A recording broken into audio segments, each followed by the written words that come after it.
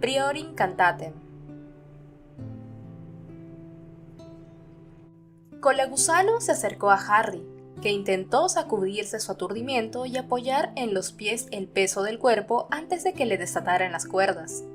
Colagusano levantó su nueva mano plateada, le sacó la bola de tela de la boca y luego, de un solo golpe, cortó todas las ataduras que sujetaban a Harry a la lápida.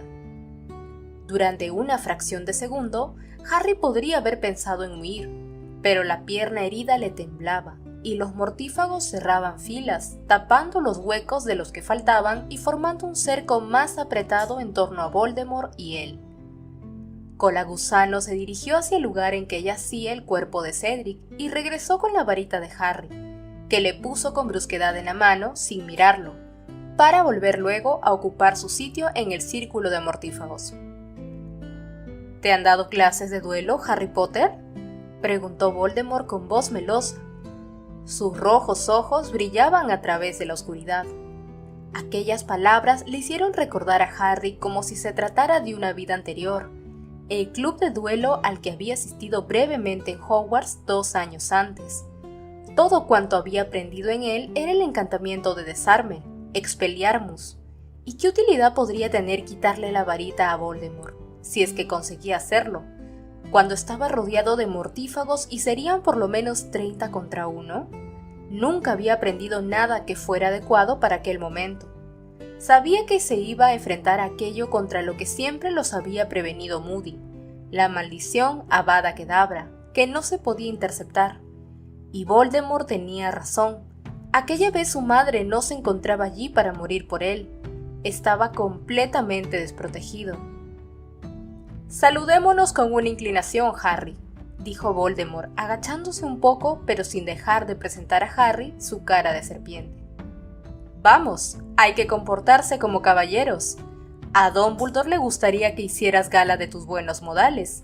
Inclínate ante la muerte, Harry». Los mortífagos volvieron a reírse. La boca sin labios de Voldemort se contorsionó en una sonrisa. Harry no se inclinó.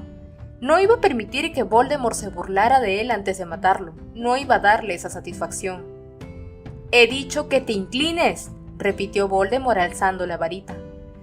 Harry sintió que su columna vertebral se curvaba como empujada firmemente por una mano enorme e invisible, y los mortífagos rieron más que antes.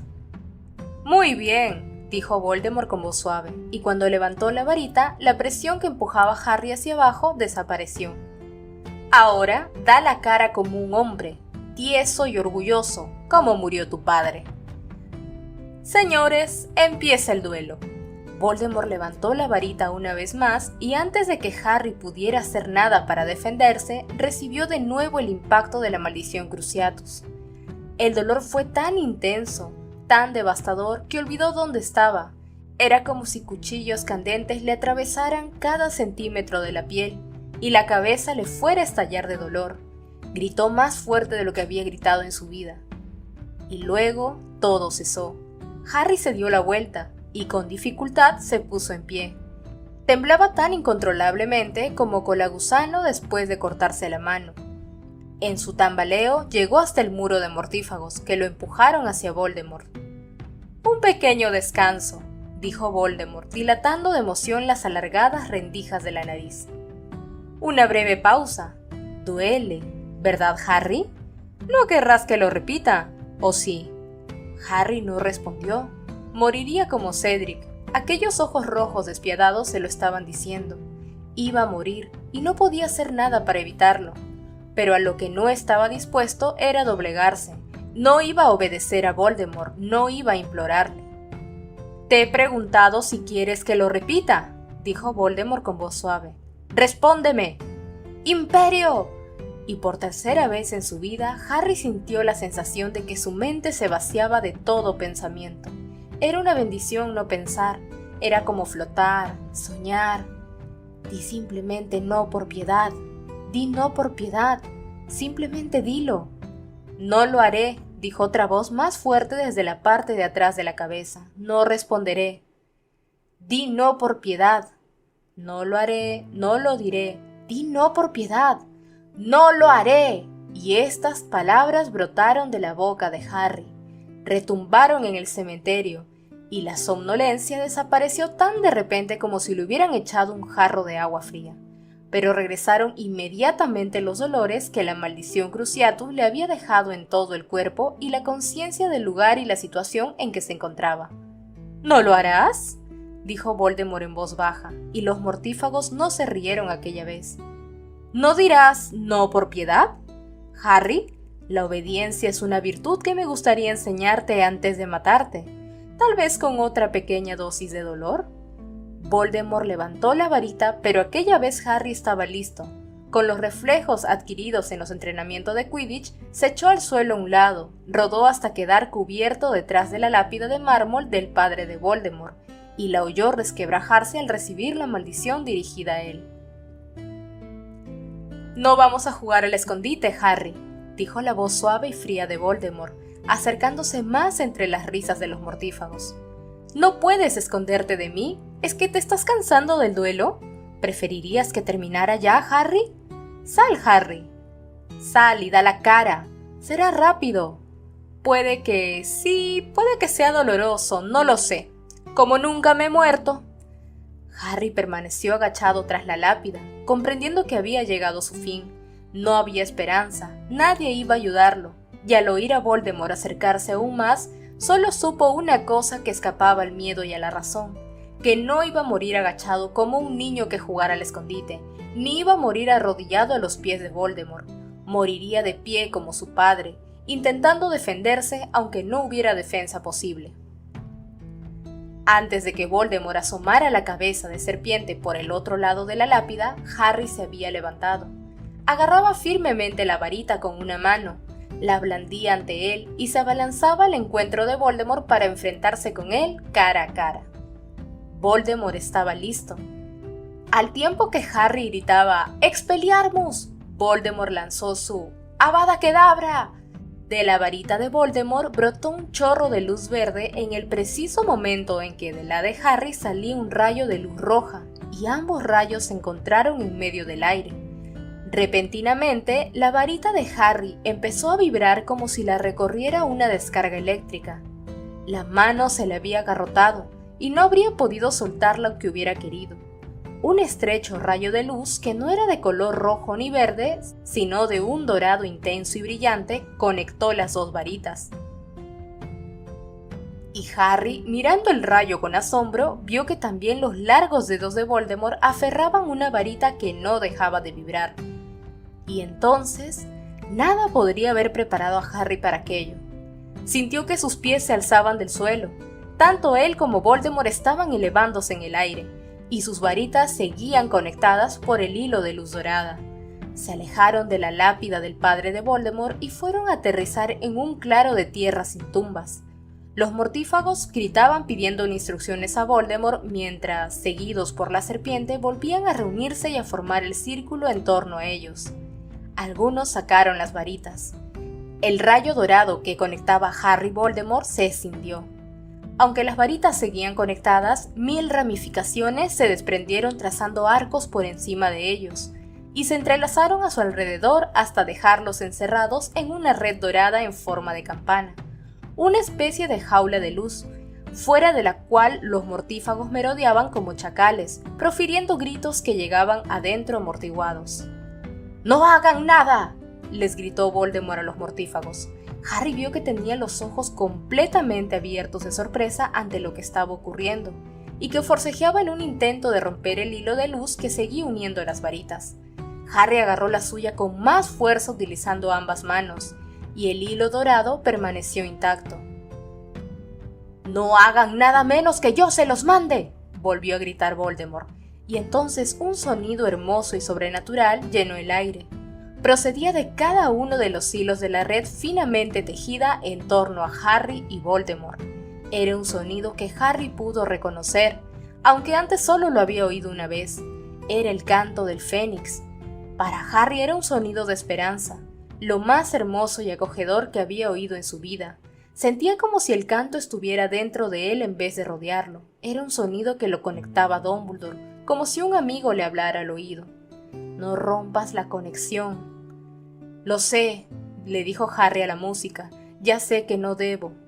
Pero en cuanto lo hubo pensado, se convirtió en algo bastante más difícil de cumplir.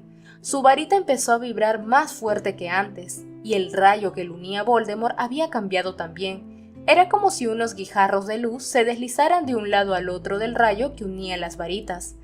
Harry notó que su varita se sacudía en el interior de su mano mientras los guijarros comenzaban a deslizarse hacia su lado lenta pero incesantemente. La dirección del movimiento del rayo era de Voldemort hacia él, y notaba que su varita vibraba con enorme fuerza. Cuando el más próximo de los guijarros de luz se acercó a la varita de Harry, la madera que tenía entre los dedos se puso tan caliente que a Harry le dio miedo que se prendiera. Cuanto más se acercaba el guijarro, con más fuerza vibraba la varita de Harry. Tuvo la certeza de que, en cuanto tocara la varita, ésta se desharía. Parecía a punto de hacerse astillas entre sus dedos. Concentró cada célula de su cerebro en obligar al guijarro a retroceder hacia Voldemort, con el canto del fénix en los oídos y los ojos furiosos fijos. Lentamente, muy lentamente, los guijarros se fueron deteniendo y luego, con la misma lentitud, comenzaron a desplazarse en sentido opuesto. Y entonces fue la varita de Voldemort la que empezó a vibrar con terrible fuerza. Voldemort parecía anonadado y casi temeroso. Uno de los guijarros de luz temblaba a unos centímetros de distancia de la varita de Voldemort.